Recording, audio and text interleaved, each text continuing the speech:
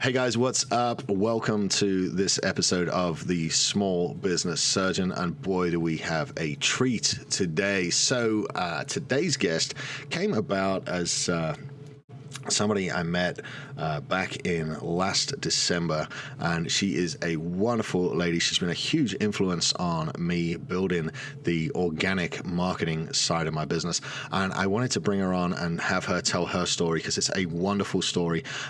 Please welcome, guys, author of The Lady CEO, the owner and head person in charge at Midwest Insurance Solutions. I am super happy to have you here, Miss Jessica Stroud. Thank you, Jessica. Welcome to the show. Hey, thanks for having me. With an intro like that, man, maybe I should stand up out of my chair. I got a lot to live up to. You better step it up now. So, like, this lady is the lady who I asked a question of. She had come to present at a group that I was in, and she did 700 insurance policies by referral last year. How many was that? You did a lot. Oh, gosh. Okay, so yes, I am affectionately known in our circle as the referral queen. That's what they call me. So we did not write 700 policies, but in 2020, I did personally generate 718 referrals for my insurance agency. And it's nothing exciting, right? It's just auto and home insurance, right? That's pretty good. Like I know. So, but Sam, as exciting as that is, what I'm even more proud of is that over 5 years, I generated over 3,000 referrals. I think it's like 3,200 something. And that, for me, as an entrepreneur, as a business owner, that consistency is what I'm most proud of. Well, what most people don't realize is that referral marketing is, as far as I'm concerned, the most powerful form of marketing that you can do, because when a referral's in place, you have a level of trust between two people that is then enjoyed by the third party. And I base my business on it entirely, and I know it's been super successful for you. But before, I really want to get into the breakdown of how this all works. But before we get into that, and before we analyze what it is you do that creates such great referrals, I want to hear a bit about the history of Jessica Stroud, because here on the Small Business Surgeon, one of the things for my listeners is I like them to know that they're not alone. I like them to know that every single successful person out there has struggled through some stuff. So without holding too much back, tell us the story of Jessica. Where did you come from, and how did you become this badass fucking author that does all this stuff and inspires so many women? I mean, if you guys haven't checked out her Facebook page or her book is called The Lady CEO. You'll really owe it to yourselves. Jump on social media, find her, and of course we'll put the links up here. But Jessica is just a badass. So tell us, where did you come from, and what's the start of the Jessica Stroud story? The Jessica Stroud show. So the quick answer is the business group that you and I are in, and how we met, and how we learned so much is. You can say Apex. It's not a swear word. Yeah. We can say Apex. It's all good. It's like a secret club. You can't get in. you got to know somebody to get in. Isn't that the truth? It is. So, it's the best. It's the best cult. It's the best cult. I know, that's what I think. It's wonderful. It's a cult, and it's so good. I think what we know in the Apex with our Apex crew is the short version is I became okay with failing. I failed so much, and I love that you're like, all right, Jess, tell me the bad stuff. Right before you hit the recording button, you said, I want you to tell the bad stuff as much as you're comfortable with. So I'm fairly new to insurance, right? This is only my 6th year working in our business. I didn't know that. Didn't know that at all. And so when I talk about the big referral numbers, sometimes people assume, oh, well, when you first got in, because the first year was 2016. Mm-hmm. And so let me set the scene for you. I was a pharmaceutical sales rep, and I had the good salary. I had the good territory, right? I didn't Mm-hmm. travel a whole lot. I sold a diabetes medication, Oh, which dude, that's like shooting fish in a man. bucket. Had like the number one territory. It was so good. I was what they called a stage walker, because at all of the different ceremonies and awards and all that, there was one time when they said they were doing the awards and there was a chair on stage, and the guys thought they were being funny, and they put my name on the chair. They put a piece of paper on the chair and said, you might as well just sit down, because we have 9 awards for you in your territory, and then for your own personal production volume. So I tell you that just to paint the story. At what point do you just salary. like bow out and be like, "Hey, give the awards to Susan, because she really needs it." And I'm just like, right. I've got the good drugs, the good territory. I've got a company car. I've got a salary. I've got quarterly bonuses. We're a family of 4, been happily married for 17 years. We have 2 sons, and we had, really good medical benefits through my company. mm-hmm. I'd been in pharmaceutical sales for about 4 or 5 years, and I just started getting this rumbling inside, like so many entrepreneurs do. You just know that there's something else, because in pharmaceutical sales, you're trying to be an influencer. Mm-hmm. You're trying to go in and influence these doctors to change their prescription writing habits. Right. That's it. Legit. That's what it is. You use science for some, you use, try to, use different patient characteristics, you bring in all lunches and stuff like that to try to get them to like you. You just, you're trying to influence their prescription writing behaviors. Yeah. So anyway, I was kind of good at it, right? I'm kind of a friendly face, a lot of people like me, this and that. But I just started getting this rumbling. And I remember it happened around, it started in October of 2015. And for those of you who want to grab the book, please do. It's only $5.99 on Amazon, so it's definitely budget friendly. But I won't ruin this, but one of the stories in there is about how I had been self-employed. I was an entrepreneur before, mm-hmm. and I failed. The story I told myself was that I failed, and I carried that with me for many, many years. And so when I started getting this rumbling inside to be like, you need to go out and do your own thing. You need to be self-employed again. I was scared, Sam. I was scared because like so many of us, I carried that failure with me for so long. And so one day I don't even remember exactly what the sign. Do you mind me asking what the business was? I was a realtor for 8 years. So that is a tough gig. Well, so what happened was I started when I was 22-ish, mm-hmm. and I did nothing but work. I killed it. Like, I did really good. I was doing almost 50 transactions a year. I was great. But 22, 23, so my sons were born in 2008 and 2009. Mm-hmm. Well, what also happened to the real estate market in 2008, 2009, right? So what happened was you stick a sign in a front yard, you've got a 99.9% chance of selling it. Well, in 2008 and 2009, you had a 25% chance of selling it. Mm-hmm. So the market crashed. I had 2 babies back to back, right? What a blessing. 2 healthy babies, 14 months apart. But real estate no longer fit my life. But that's not, in my 30-year-old mind, I've had this career and this identity for so long. And, I know there was some postpartum stuff going on there, postpartum depression, because most women go through it. We just don't talk about it. But I couldn't see it when I was there. What I saw was, you failed. You had to leave real estate and go get a job because you failed. I didn't fail. The market was crazy. I had babies. The nights and weekends, go, hustle, hustle, hustle lifestyle did not fit me. And I wasn't business smart enough to be like, okay, well, how can we rework this? So I did what I had to do and left real estate because we were a 2-income family. But I carried that as a failure for a long time. Man. But I'm over it now. And, but yeah, so when so I got the good job and I got the guaranteed income and I got all that. And I'm like, and when you get that little rumbling inside, I squashed it for months and months and months, and finally I was like, oh. So I went to my husband, who owned my poor husband. God bless him, right? So I went to my husband and I said, "Good news, honey. Gotta spin it, right? I want to come and start working in the insurance business." So because we had started, he'd been in insurance forever, like Hmm. 14, 15 years.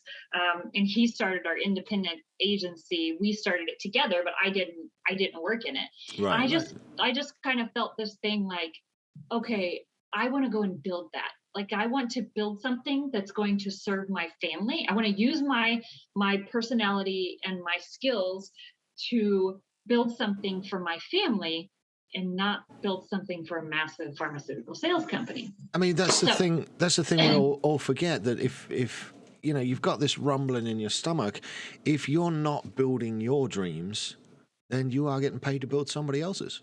You know, yep, so fair play to every you. every single day I was selling their stuff, and I didn't really fit so well into the corporate environment. I can't imagine why. I played the games the best I could, but I was a little bit of a misfit sometimes. And Hmm. they're like, "You can't do it like that." I'm like, "Dude, I'm the number one. Let me do it the way I do it, so we can stay number one." That's Anyway, that's that's the good thing about Apex. I think we're all misfits in one way or another. We all seem to figure it out a little bit better than the corporations in the end of the day. So so I went to my husband. Good news, honey. I want to come and work in the insurance business, right? I want to mm. start building this for our family. And he says, that's a problem. What? He says to me, um, you have a really good salary. We have really good medical benefits. You have a company car. You like nice cars. If you leave your job, we have to pay for medical benefits and I have to buy you a car. And I'm like, oh, yeah, that's right. The dreamer just has the dream, right? And my poor husband, the integrator, he's like, okay, wait, slow down. So, long story short, what ended up happening that year is I wasn't. So here's where the good part about failing and the stories inside of the book come in. Hmm. I had learned a lesson. As much as I felt like a failure, I learned a very powerful lesson. And that was, I'm not going to follow my dream at the financial risk of my family. If it will put my family in a financial risk, like I'm not doing it. It's not worth it, right? It's not worth putting my marriage at risk or having my husband lose sleep at night. I'm just not going to do that, right? Right. So what happened was I structured my days where I could literally take my foot off of the gas pedal with pharmaceutical sales, Hmm. do that in the morning up until the infamous pharmaceutical sales lunches, and then Yeah. after lunch I would jump Yeah. into insurance agent mode, right? So I did that for until September. So from January to September, I lived two identities in 2016. And so what happened was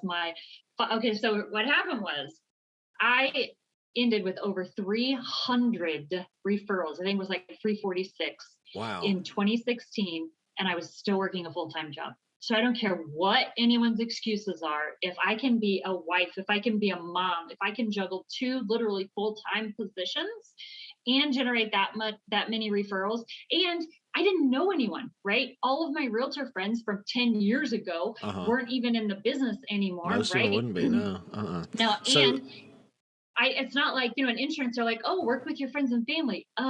If we were gonna have your insurance, you were already working with my husband. Like Hmm. it wasn't like I could go Right. and solicit everyone. The kicker for that is, so I must have been, let's see, I'm 42 now, so I must have been what, like 35-ish, 37-ish, somewhere. I don't know, math, Okay. whatever, don't matter. It's all good. I got shingles. I'm young, right? Pretty Okay. young, and I got shingles. And for those of you who don't know what shingles is, it is a terrible, painful, blistery red rash that lasts for months and months and months. And That I was sounds changing it. awful. Oh, it was terrible. And it started at my belly button and literally went around my waist to my spinal cord, right where my pants sit. Like if I'm wearing, it was terrible. So about 3 days in to what I thought was like a spider bite or something that just kept getting worse. My husband, it was blistering, and John goes, "That's nasty. You need to go get that checked out. You need to go to the doctor." I'm like, "Okay, I'm going to go to the doctor." And she says, "You have shingles." And I said, "Well, that's for old people." And she said, "Or people with compromised immune systems. What are you doing?" I'm like, "Well, I'm building some. I'm working 2 jobs." So I went back to my husband and I was like, if ever there was a sign from God that I needed to leave pharmaceutical sales. So, but also though, what we could, because he wanted me to stay for the whole year, but he wanted me to hang on forever. But what also, so my funny little thing is that my performance was really starting to suffer in pharmaceutical sales. So I was about to be fired anyway. Well, so peace out, whatever. But the grass is green where you water it, and you were clearly watering the insurance side of the business.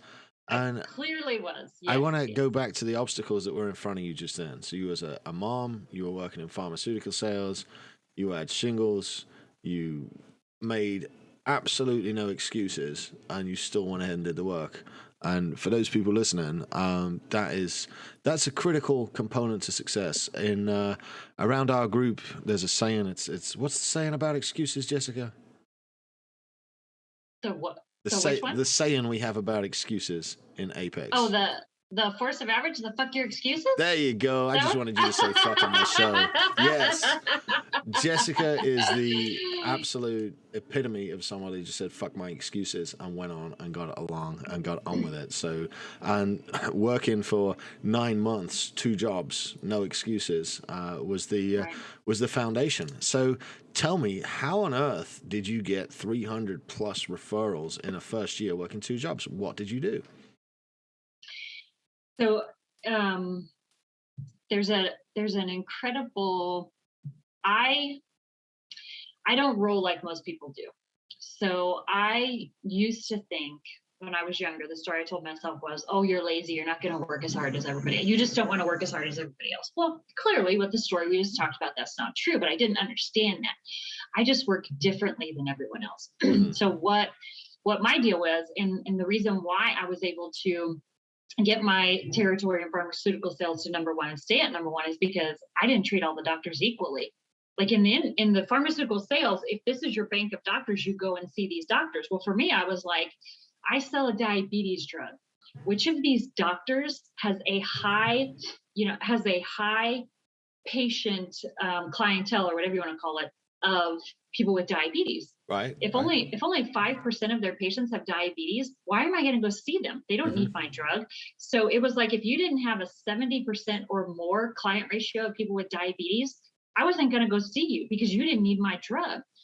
So I sat down and I had because I wasn't in a desperate situation, because I still had my other income.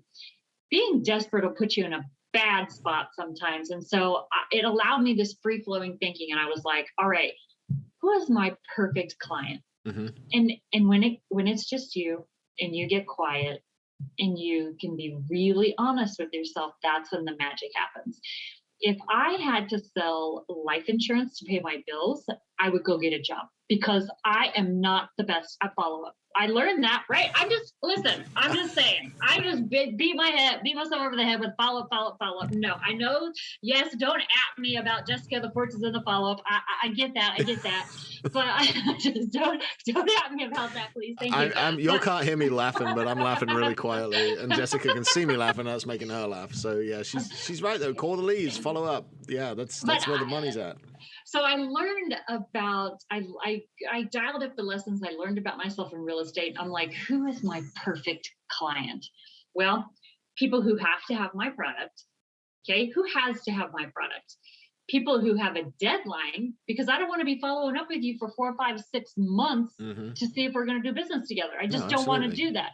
So they have to have my product. They have a deadline, and I can be introduced to them. Now, isn't that a perfect world? Isn't that the perfect client? So I figured out who my perfect client was, and I went after it. I got busy going after it. I didn't say to myself, oh, those people don't exist. Oh, you can't do that. No, who's my perfect person and how can I go find it? So then the 3 feet from gold moment, right? Okay, so the people Hold that on, have before to you go there, 3 feet listen to from that gold, again. Who is my perfect person? right? And Who where are has they? to have who has Where to are have they? my product. That I want them to have to have insurance, Uh-huh. and I want them to have a deadline, and I want to be introduced to them. So I could walk in Starbucks in the state of, well, I think all the states now, but because you have to have auto insurance, right? Right. It's legal. If you own a car, you have to have auto insurance. So I could walk into Starbucks and go, everyone in here has to have my product. Okay. All right. True. If they own a car, they have to have my product, but there's no deadline. Right. And I can't necessarily be introduced to them. Like there's no urgency for them to work with me. So I said, who is my perfect client? And Well, people who are buying homes are my perfect client. yep. And notice, guys, that was the first thing Jessica did when she sat down to start out planning her business. She didn't do anything else other than who is my perfect client. It was the first thing on her list. Okay, sorry about that. Tell us, Jessica, about the 3 feet No, from gold but moment. Oh, but okay. that's not the only thing. Carry on with Okay, that. so That's cool. because so again, analyzing the whole insurance thing, I was like, all right, but do I want to work with small businesses? Because in the insurance world, they teach you to be everything to everyone. Everything to everyone. Do small business, do health insurance, do life insurance, do home and auto insurance, be everything to everyone. So I had first thought of, well, I wanted to work with dentists. I wanted to do small business policies for dentists because they have lots of expensive equipment and they have to insure that equipment, but they didn't fit into my category. They have to have my product. There's a deadline for them to have my product, and I can be introduced to them. So Yeah. I had to go down a couple of those paths before, honestly, I finally decided on people who are purchasing homes. So then the whole 3 feet from gold was, I didn't start a campaign for people buying houses. I didn't throw up a funnel. I didn't start buying leads. I said, who is talking to my client? Most people will think, well, realtors are talking to your client. Okay, but let's go a little deeper. The realtors are not thinking about insurance. The realtors have Realtors don't nothing. think about much, to be fair. No. Well, okay, they do because they have a million things to do, right? I can make I mean, fun of realtors. I'm a realtor. no, I I know. can make fun I of them. can too. I can make fun too because we love them so much. But they're not saying to them, okay, here's how it affects your down. Here's how it affects the cash to close. Here's how it affects your monthly payment. Here's how it affects your debt to income ratios. Here's how it does all this. And in my area, let's talk about this again in the quiet when nobody else is listening. You can be honest with yourself. So in my area, let's say a good realtor does 40 transactions a year. That's a lot in my area. Yeah. Let's say 20 of them are buyers. Okay. Let's say they can refer 15 of those 20 buyers to me, right?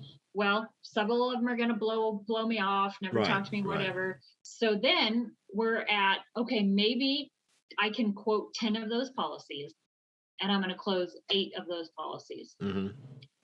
That I don't really like those numbers. Pretty low. It's pretty low. You would need to hang out with a lot of realtors to make a good year. If I'm going to get to 700 referrals, yeah, and I didn't even know that was the goal. So but I love the realtor community, and I do spend a lot of time with the realtor community. Some of my closest friends are realtors, but so it was the mortgage people who are processing mortgages, the mortgage lenders. I thought those are my perfect people. So then I asked myself, how can I serve them? It wasn't a gimme, let them give me business. It was, how can I serve them? How can I make their jobs easier? How can I make their lives a better place to live? What do they need from that I can provide that maybe they don't even know that they need? Right. Because you and I know, while running your business on referrals, is the best way for multiple reasons, right? The most profitable. It's incredible. When my phone rings, it's a client. They're ready to work with me. They know me. They trust me. It's phenomenal. We get people that hit us up on at least twice a week and say, hey, I'm supposed to work with you. So-and-so said I need insurance, and so I'm going to work with you. But what we also know is it can be it's the most accountable. Like you have got to be accountable to your people. You've got to serve your people. You've got to, your referral partners, you've got to take care of them. It's very relational. And some people just want to be transactional. So it's all right. I'm not saying if you want to be transactional and buy leads, that's Well, fine. Good for you. Know yourself. But if you can't be relational, because referral, it has to be a two-way street. Like you yep. and I know that they send you business, and you got to ask yourself, how can I pour into their life? How How can can I I make help their them? life a better place? It's exactly what can I learn so that I can go and teach my business friends so that they can grow their business. It's not Yeah. when you are truly running your business by referral, it's not about you. So the fun part is that I didn't get my first referral in 2016 till April. Oh, wow. Yeah. Because when you're planting seeds and you're nurturing relationships and you're trying to help people, like they're going to make you come around for a while It before. takes a minute. I mean, when I It does. first started, it took me doing this for a good 9 to 12 months before I really started to see a very, very positive return on investment. I mean, I think, Absolutely. with business, we can have the forced moves where we pay for advertising, we pay for traffic, we pay for funnels, and we pay for leads, and we call the leads and we hammer them. But I the guys refer to these as power moves, where we do network events, where we put on podcasts, where we write books like you, and people. It builds, in my mind, it builds a much stronger foundation for a business. It builds way better roots, and then we can supplement referrals with advertising campaigns. Sure, we can. Sure. But Yeah. I love I love helping people, and I love that it's made me a valued part of a community that I had very little, um, you know, inroads with, except for going out to the bar and seeing people out in the bar. You know. So everybody wants to be invited to a party and nobody wants to host the party. Amen. So I just made my So own party. So that's it, right? And you and I have had so many conversations about this. Is you and I have become the introducer. We introduce people. Who do you know that can do this? Oh, here, let me hook you up with my friend over here. I get at least 3 to 4 messages a day, and I refer That's right. business. I refer That's right. business across my network. So people don't just think about me when they think of insurance. They think about, oh, I need a referral here, or hey, I need help with this, or hey, I got to run this. Who I need to go to accountant. Who can I talk to? I'll talk to Jessica. I need this. I need that. We have become. Hey, I need a good book, Jessica. What are you reading? Like we are. Well, my book, of course, right? But anyway, hey, I need to listen to a good podcast. Oh, have you listened to my friend Sam's podcast? But we live our lives with our antenna up for how can we serve other people. Yes. I mean, I share Thomas and Mike's podcast all the time. Yeah, that's the difference. But the difference it's made in my life just from connecting. I mean, I got asked at lunchtime, "Hey, do you know a good locksmith?" And yes, as a matter of fact, I do, and referred him a locksmith. And I said, "Hey, tell them I sent them your way. They'll take extra good care of you." And then they know it's somebody that I sent, so they do a little bit more to take care of the client. They make a better impression because they don't want to mess up Sam's referral and not get any more referrals. And then they send me business back. It's the most powerful organic way I've found to generate any kind of business. So I want to know a little bit about the nuts and bolts of how you set up your particular group or what it is that you do and how you generate these referrals on such a regular and consistent basis. What's the key to one of our listeners that's thinking, hey, you know what, maybe I'm going to have my insurance business in Waco, copy whatever Jessica's doing, and walk us through the setup there and the framework that you've got in order to create the consistency that you do. So I had to say to myself, all right, I can't be this person that goes to realtors and mortgage lenders and says, oh, hey, I'll send me your clients and I'll take really good care of them. Right. I know a common thing in the insurance world for insurance agents is, oh, I'll send you a $20 gift card for every referral you send me. Okay. All right. I get it. But there's got to be something else. There's got to be some kind of a personable, where they understand that you're trying to help them. What are people's favorite topics? If people's favorite Themselves. topics are, that's exactly right. So I started to just start to study and say, okay, what can I learn that I can teach other people? And so I did. I started a Facebook group like you did, and it was a, well, essentially, you and I built our own BNI groups. We Hmm. built, especially when people going through COVID, there are so many people who were um, there were so many people who were trying to their network was dependent on someone else. Yes. Their network is dependent upon other people's connections. And you and I just said, yeah, we're gonna host our own party. We're gonna host our own party. So that's what I got busy doing, was like, how do I create my own network? And then as you, let's say, all right, so I'm real clear on who I want to work with and who I don't want to work with. And I get that people go to networking events, and I'm not saying that that's a terrible thing, but I just don't do it. Because Right. again, I got to be honest with myself. What am I going to do? If I join a local BNI, which is a fabulous business and concept, and I know that I want to work with people who are purchasing homes, maybe two people in there are my target. How Right. much time and energy and all that? I'm like, no, I'm not going to do that. So I started studying ways of growing businesses, and I started teaching classes on it. Hmm. So I would go to the title companies who, A, they like having realtors and they like having mortgage companies, mortgage people inside their office. And there was this one that had a really good training room. And I said, hey, I want to put together this PowerPoint on how to build your business through social media, right? Because that's what I studied, how to put your business together through social media. And I said, can I teach a class here? Can we hold like 30 people? And every quarter, I would start teaching these classes, social media classes. It could have been anything. It could be a book study, right? It could be a Facebook group. It could be really, I mean, it could be anything. It's just So anything that gives back and that's exactly gives right. value to people.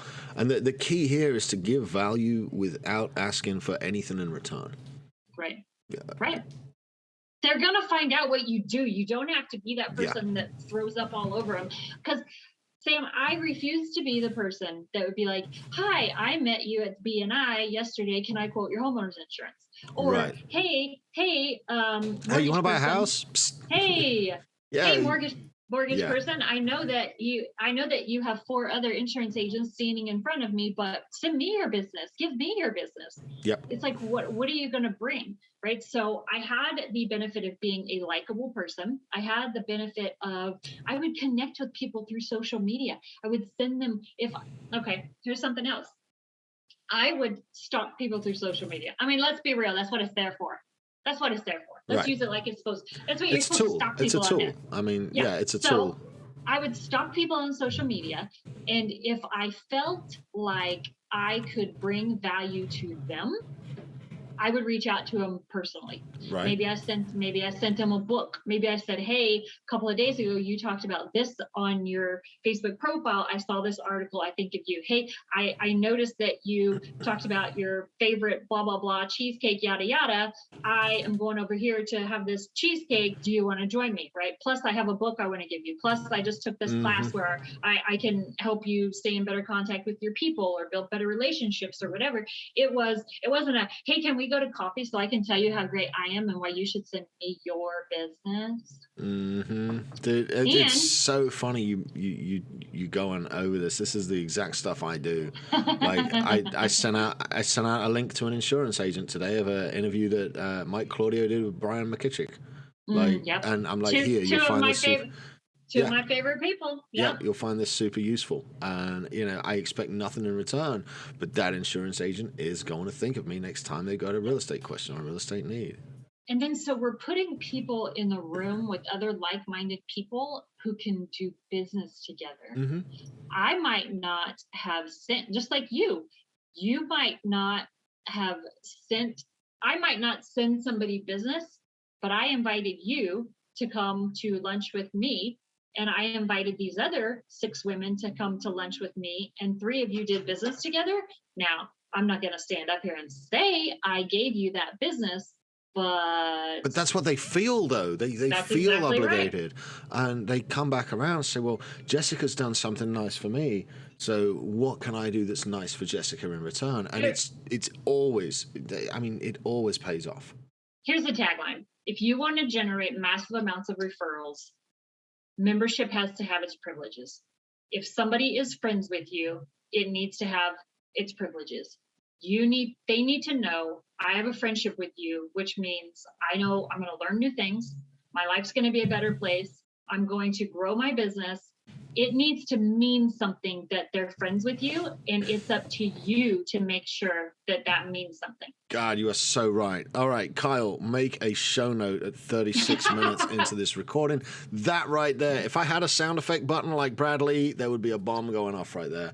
That was freaking legit. Kyle, cut that shit out and highlight that wisdom from Jessica, because man, you're nailing it on there, Jessica. Thank you for that. And now I completely forgot what I was going to say next. I was so floored by that. So I've had other insurance agents in my local market go to my people and say, "Why do you work with her? What's listen, there's no secrets, right?" But one of my top referring partners that actually I've been friends with for years, well, since we met like in 2017. So yes, we have been friends for years, 3 years. He said, "She doesn't ask for it. She doesn't expect it. I send her Mm-hmm. my business because she doesn't expect it." The one thing that I'm so good at is if you're one of my friends and you're in my circle, if you have a goal and you hit that goal, I'm celebrating you like it was mine. I, Yes. I got to go. So this same friend that I just talked about literally bought the dream car. I've known it was the dream car for a couple of years because we've had those conversations because I know that about my people. I Right? know their dogs' names. I know their spouses' names. I know their dreams. I know their goals. I know that about them because I'm trying to help them get there. Uh-huh. He bought the car, right? So, well, actually, my husband and I, we went to lunch with them, and he's like, "I'm really thinking about it, this and that." So we had conversations, and then my husband was even looking up the car online and was like, "Hey, tell him I found this one in Tennessee and over here." And when he bought the car at like 6:30 in the morning, he sends me a text with the video. He's walking around the car, and I was in Dallas, so I was like, "Yeah, so exciting." And then the other day we went to lunch, and I said, "I'm coming to your office so you can drive me in the car." So Oh, he got, nice. so I knew that I don't know a lot about cars, right? But I knew this car meant something. I knew what it meant. And it was like I celebrated his accomplishment just as much, if not more, than he celebrated his own accomplishment. And then one of my other friends hit me up and said, "Whose car is that?" Because I didn't say his name. Well, I didn't say his name in the social and whatever, because it's not my news to tell, right? I just Hmm. said, "Oh yeah, going with lunch with my friends, blah blah blah." And he said, "Oh my gosh, whose car is that?" "That's my dream car." And I said, "Oh, it's our other friend, right? They're acquaintances, kind of friendly." Right? And I said, "Oh, it's so and so's car. Hit him up. He'll take you for a ride in it." No Like, how way. fun is that? Yeah, exactly. He'll take you for a ride. So anyway, it's just you The you privileges of being the friends with privileges. Jessica. That's And exactly right. It has to mean something. If you're my friend and we do business together, that I have to make sure that that means something to you. That that's a benefit in your life, in your kid's life, in your spouse's life, in your business. It has to mean something to you. and you know, it's funny that you mentioned the benefits of being friends, because when when I pull someone into my circle and I shake their hand and I give them a hug and I tell them, "Hey, you're in the cool club now. Oh, You're on my cool list. I got your back. Don't you worry."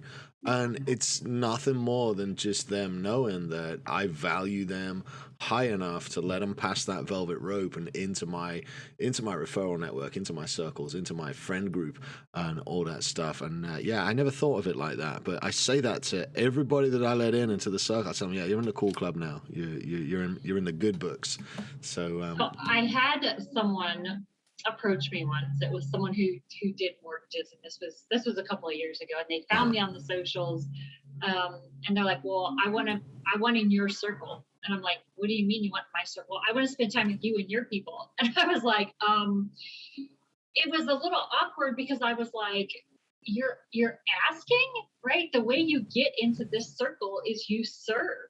You're Like you right. come with you come and you don't say, hey, let me into your circle. Hey, I want in your circle. You say, hey, Jess, you need help with anything? Yeah. How can I help you? What do you got going on? Is there anything that I can do for you? Can I help? Can I help you grow your business? What And can I help you with?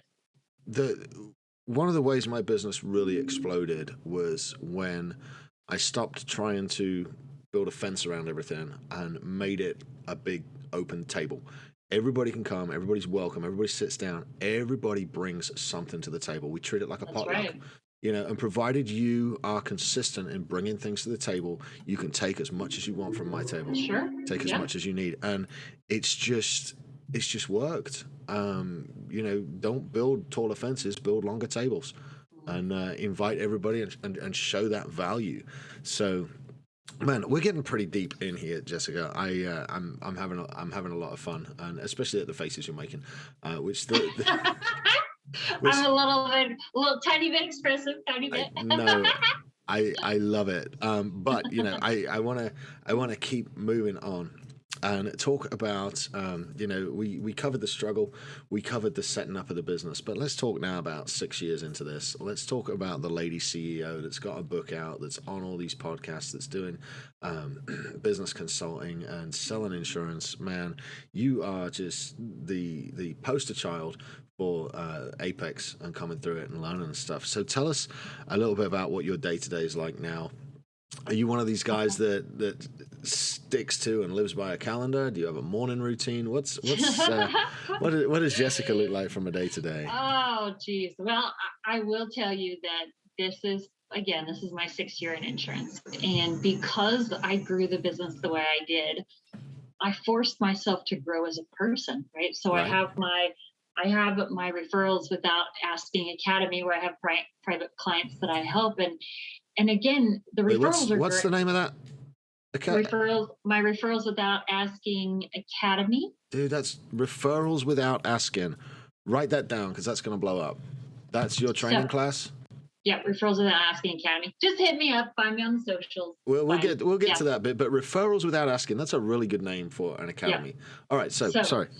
so but what I realized was as I was growing my business by referrals and as I help others grow their referrals, because of the way that you and I serve, we had to up level. We had to Right. learn more. We had to learn more skills. We had to become more interesting people because when you're walking into a group or you're hosting a group of 20 people, you better be good at conversation. Oh yeah. So a little secret is that people want to spend time with interesting people.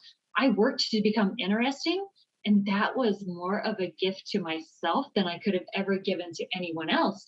So because I was so into pouring into other people and I was consuming so much that of course it helped me. I became a better mom, I became a better wife, I became a better leader. I take great care of my body. And so when you're it's not just business. Oh, No, it's not it's just all of it. business. And so then what happened was I was pouring into other people and they're like, well, you should be a coach, you should be a consultant. I'm like, let me think about that. And then as you're not spending your time and your brain power worrying about where the next transaction or where the Mm-hmm. next paycheck is coming from, it's so freeing and you get to explore other things like, oh, okay, I should write a book. Let me write a book. Yep. Oh, okay, let me take what I've learned. Because for me to get 300 referrals one year, 600 the next year, 500, 400, 700, for me to get that, it's a system. And I had to stop and pull back and say, what is the system? Because other people need it, right? That's how it goes. I love Right. when they come to me and say, how do I build a team? Be your own success story, right? Go out and do something. Dude, it forces you to learn. It forces you to grow. Like doing this podcast, like putting together a networking group, like becoming a leader. It's forcing me to go work out. It's forcing me to get in better shape. It's forcing me to read and educate myself. And that's what people don't realize is once you jump, there's no going back, man. It's the most beautiful life ever, right? Because you feel like you're making an impact. You feel like you're helping other people, which can be a little heavy sometimes, of course, but it's more joyful than heavy. But 5 years of consistently doing that, I have more shifted now into how can I serve others, right? Still own my insurance company. I still generate all the referrals from my insurance company. I think we just crossed over 250 for the year, which is awesome. But it's more of I'm a business owner now, and I teach others to do exactly what I did. I Right. pour more into others, and I'm a business owner. So I had to step back a little bit from the insurance agency because I'm not the person in there every day who's quoting the policies. You have a billing question? You don't want to talk to me because I don't even know the logins and the passwords It's to the so carriers. strange how that works. I mean, I'm the same way. There's 5 people operate on my real estate team, and I spend less than 30% of my time doing real estate. But Yeah.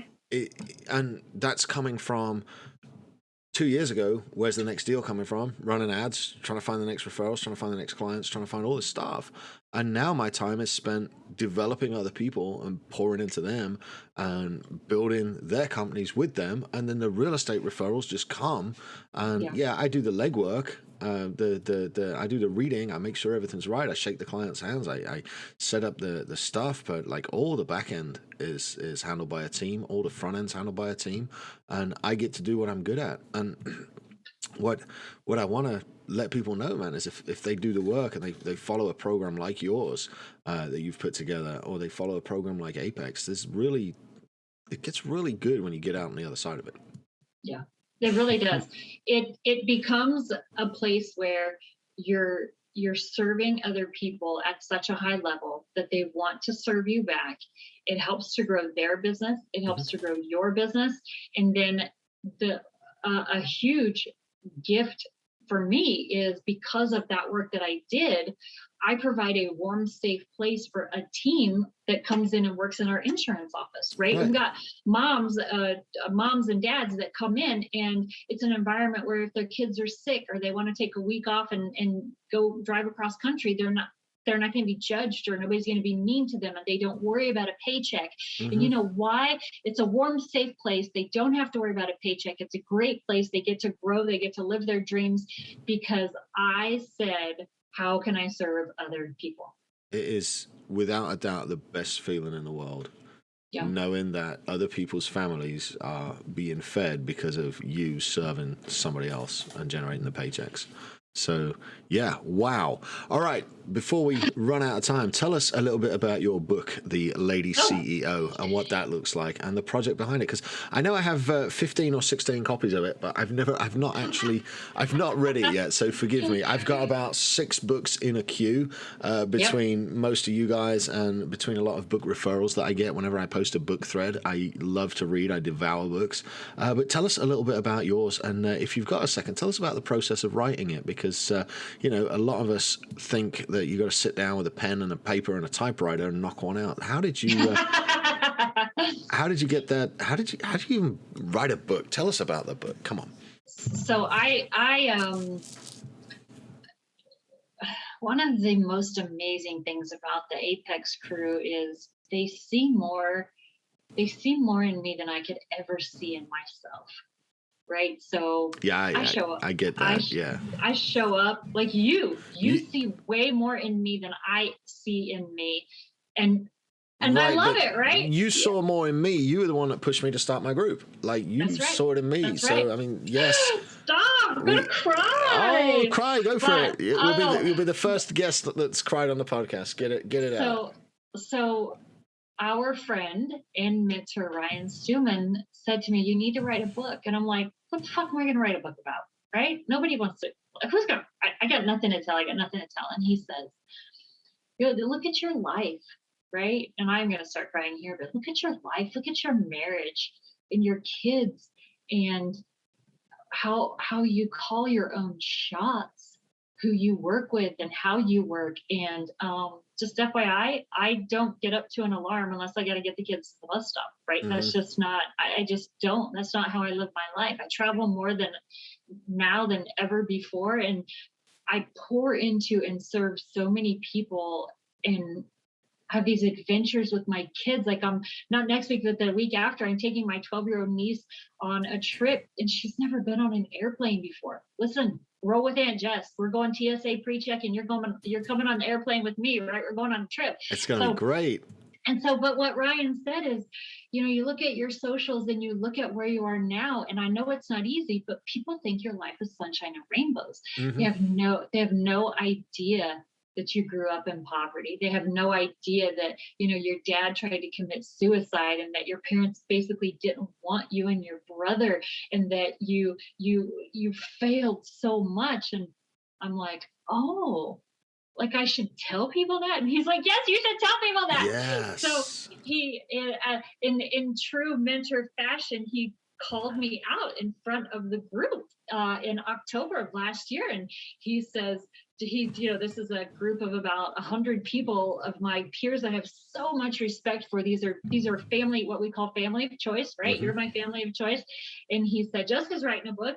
And I was like kind of yik-yakking with my friend Nancy on the side. She said, hey, Ryan just said you're writing a book. And I was like, what? He's standing in front of the group. And I said, oh my goodness.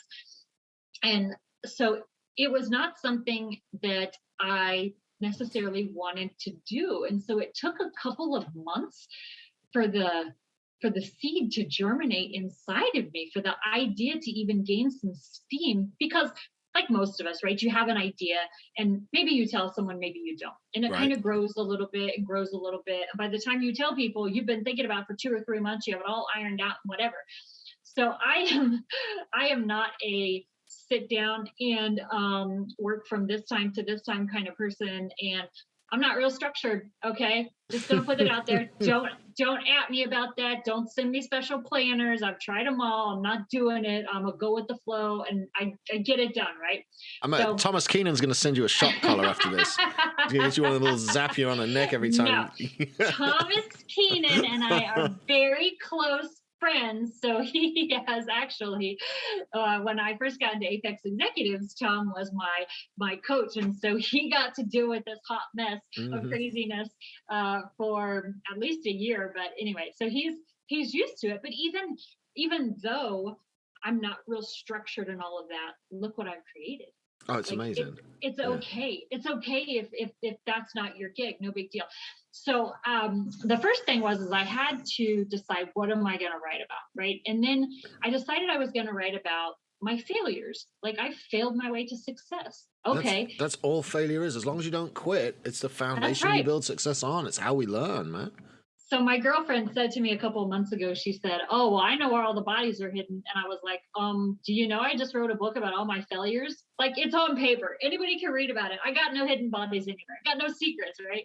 So I literally went through and said, okay, what are the top 10 failures, or what I deem as a failure in my life? And those were the chapters. And then I said, but I had to be real careful because I'm not a negative person. And so the real struggle at the beginning was, how do I tell these stories, but pull the good out of it and tell it in a positive voice? Like, how do I talk about my shitty parents, but still gotta respect them, know your parents, whatever, shitty parents, but not make it like poor, pitiful me. But the benefit of having shitty parents is it teaches you how to be a good parent. That's teaches exactly you how right. Not to raise your kids. It gives you, I mean, there's unfortunately, life is rough. The world is a bitch, and it's a nasty place. And it is. Raising kids is very difficult, and the more you learn along the way, the better. But there's no happy ending. We just have to be happy today and get on with it the next day. It's a choice. Happiness is a choice. I consider myself a success. Are there other people who would look at me and go, well, yes, but others have done better. Others have done more. Well, okay. I choose to be happy. I choose to label myself as a happy person. I choose to label myself as a success. And that's how I carry myself. But I started to, when I first started with the book, have my 10 chapters laid out, and I was kind of recording it and trying to transcribe it into a Word document. And what I found was I was recording it, and then I was going back to the Word document, and I was basically redoing it in the Word document. So then I'm like, all right, I gotta kick out the recording, right? I'm not doing that anymore. So I ended up basically, just typing it all out. And then I had an online editor that I sent it to, and I had a graphic artist that I had do the cover. I had our friend and photographic genius Alex Pace do the front cover for me, do the picture for me. So that was pretty awesome. But it is not as hard as people think. The hard part is, what am I going to talk about? And so I actually got stuck, right? So I mentioned a little bit earlier that I was studying things and I was being a positive person. And one thing that I had done a really good job of over the last 3 to 4 years was with my Facebook videos, not necessarily talking about insurance, but also talking about life lessons and pulling from my past and talking about that stuff. And so about halfway through the book, I got stuck because I was like, what else am I going to talk about? And I went back through my Facebook videos for 3 years and found all kinds of stuff. I've been writing this book for 3 years. I didn't even know it. Isn't that incredible? I had no idea. I had no idea. I think that, when I write my book, my goal was to publish before the end of 2022, like December time, but I can see it. That's a year and a half away. Well, what the hell? I got a lot of shit I want to get done, but then the more I think about it, do you? Do you? Oh yeah. Do you really? Yeah. Oh, okay. Yeah, right. I got some massive plans. You just wait. Okay. It's making me smile even thinking about them. And I wanted to implement those plans and get them running, and then take a sabbatical and head out of here for 2-3 weeks, go somewhere quiet, and actually build the framework and do the book. And I'll hire a proper book publishing company to help me build it, and then we'll self-publish, obviously. But there's no point trying to do it myself when there's all that mentorship. Right. Around. But yeah, I can look back on 4 years of video, on 4 years of podcasting, on all the Friday Fires we've done for the last few months on Small Business Surgeons. There's so much content. For me, writing a book's not going to be difficult. It's just curating the content I've already put out and deciding what I want to put in the book. Yeah, exactly. You've been writing this book for 2 years. I am really looking forward to publishing it, because how has life changed for you? How do people look at you a little bit differently now you're a published author with a number one bestseller on Amazon, I might add. Okay. So I need everybody to know I'm a little crazy. Right? We can tell. And when I say I'm not afraid of failure, let me illustrate that I'm not afraid of failure. Okay, so I'm gonna write this book, right? Great, I'm gonna write this book. Getting close to being done. I'm like, I want to be a bestseller. And Thomas and Ryan, Tom Keenan, Ryan Stewart, I'm like, guys, I'm going to be a bestseller. And they're like, oh, Jess, of course you're going to be a bestseller. And then I'm like, we're getting closer. I'm like, I'm going to be a number 1 bestseller. And Ryan's like, oh, shit, like you're calling your shot. You're going to be a number 1 bestseller? And I'm like, why write a book if you're not going to make it a number 1 bestseller? Right? Exactly. What's the worst that's going to happen? I don't hit number 1 bestseller. What's the worst that's going to happen? So then I failed, but I learned something along the way. So long story short on that, I did hit number 1 bestseller, and I hit it 24 hours within the day that I published it. So I hit it within 24 hours of publishing the book, a number 1 bestseller. And here's something that you'll think is kind of funny, because I shared my failure, right? Failure in real estate, feel like I failed out as a salesperson. My book hit number 2 bestseller in real estate sales. Wow. Well done. That's all the failures, then. That's how we learn. It has nothing to do with selling real estate. But so I feel like I'm a very spiritual person. I'm like, oh, God has a sense of humor. That's funny. But why, if you're going to do something, have the courage to do it at a big level? I don't think anybody in my circle thought, okay, you're going to go to number 1 bestseller on your first day. Because I don't, again, this is my own lack of self-awareness. I feel like I almost just said, because I'm just me, I'm like nobody, right? Well, clearly I got some stuff going if I hit number 1 bestseller the first day, but I figured out a formula. And that's how I do things in my life. I figured out a formula. how to get a #1 bestseller. And now I help my friends with that formula so we can get them to #1. Oh, so all right. Oh yeah. I'm glad we're friends. Uh-huh. I'm glad That's we're friends. Again, I do things. I jump off the cliff. I land in the cold water. I climb back up the cliff, and I say to my friends, "Now let me show you how to do this. Let me help you do this." So we were at $1 Million Mastermind a couple of weeks ago, right? And I was coming through the parking lot, and one of our other Apex friends, Alex, I had not met Alex yet, but I'm coming through the parking lot, it's kind of drizzling a little bit. He's like, Jessica, and I was like, hey. And he said, again, I had not met him before, and he's like, will you sign my book? And I was like, oh, here we go. It's starting. So I have people the girl that cuts my hair, I got my hair done yesterday.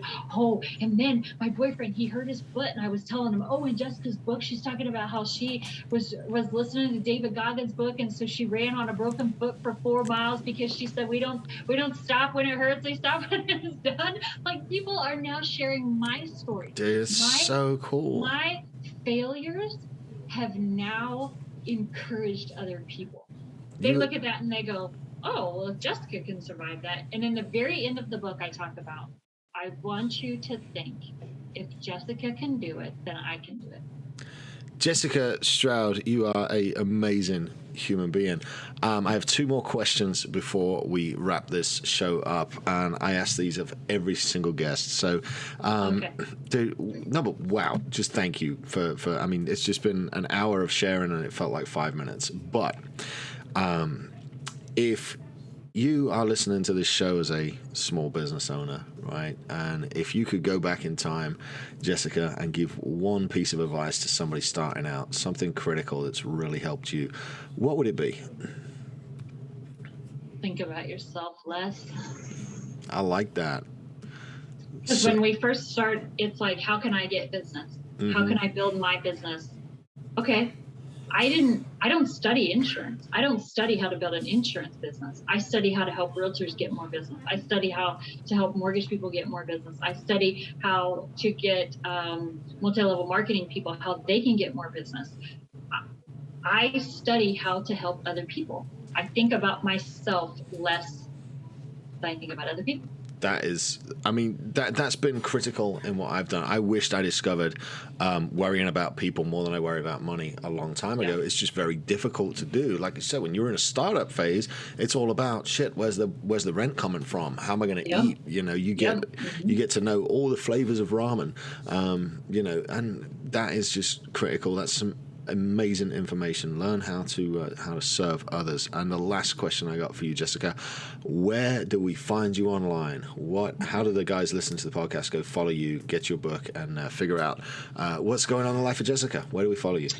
So I'm very open and very entertaining on the socials. Facebook is my jam. So just find me, Jessica Stroud, on Facebook. I'm hard to miss when you type my name in. There's several of us, but you'll know me when you see me. It's the one with the pink. And then the pink something. The pink's always there. And then on Instagram, I'm Jessica Stroud _Lady CEO. And of course, you can get the book at Amazon. Just type in the Lady CEO and it'll pop up. And again, it's only $5.99, or you can get the Kindle version. I think it's at $2.99. And we'll throw links to those in the show notes as well. All this stuff. So what else you got?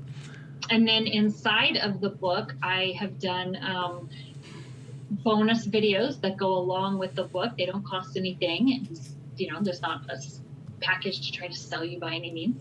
And specifically, if you own a business, if you're an entrepreneur, you're a business owner, whatever you're trying to do, and you need help with somebody to take you by the hand and help you generate referrals, I'm your girl. Private message me. If not, just send me a friend request. We'll be friends. That's fine. But if you specifically want someone to help you with generating referrals for your business, send me a message. And there you have it, ladies and gentlemen. One of my favorite human beings on the planet. I am humbled that you have come on my little podcast and that we've hung out, Jessica. So thank you so much for that. And please go check out her stuff, The Lady CEO on Amazon. We'll drop the links here in the show notes. Go find her on Facebook, follow her on Instagram. And Jessica, once again, thank you so much for coming on the show. Yeah. And guys, we will see you all on Friday for another episode of Friday Fire. I really appreciate your listening. If you have liked the show and got got something out of it, do me a favor, run and subscribe, follow Jessica on Instagram, and hit up her socials, and leave us a review on iTunes. And as always, guys, we will see you on Friday. You'll have a great week. Stay safe.